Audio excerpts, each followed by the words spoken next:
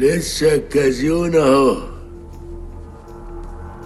اللي عايز يقول حاجة يقولها. بقالنا يومين ثلاثة كده قاعدين في قلق بسبب البنزين مغشوش ولا مش مغشوش، ناس الترمبات بتاعتها باظت، ناس موتورها باظت، ناس بيغيروا ترمبة، في حاجة في البنزين، في مشاكل، في قلق. اخرس. والموقف ده والهيصة ديت اتكررت قبل كده سنة 2022 واتكررت برضو قبل كده، وفي كل المرات اللي الهيصة دي بتتكرر فيها بيثار تساؤل: هو البنزين مغشوش فعلا؟ هو البنزين عليه ميه؟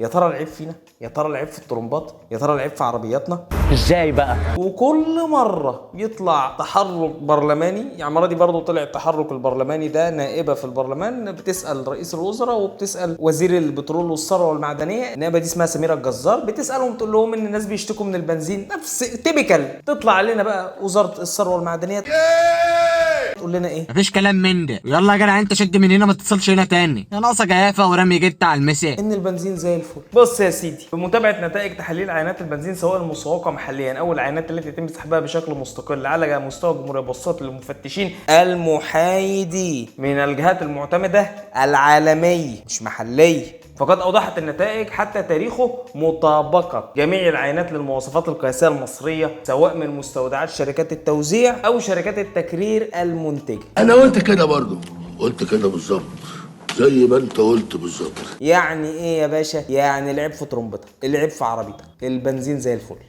وتظل الاشاعه اشاعه لحد ما يطلع مسؤول ينفيها. اتكلم يالا عدل يالا. وايه اللي يحصل لما يطلع مسؤول ينفيها؟ بتفضل اشاعه برضه. انا قلت حاجه، بتفضل اشاعه برضه.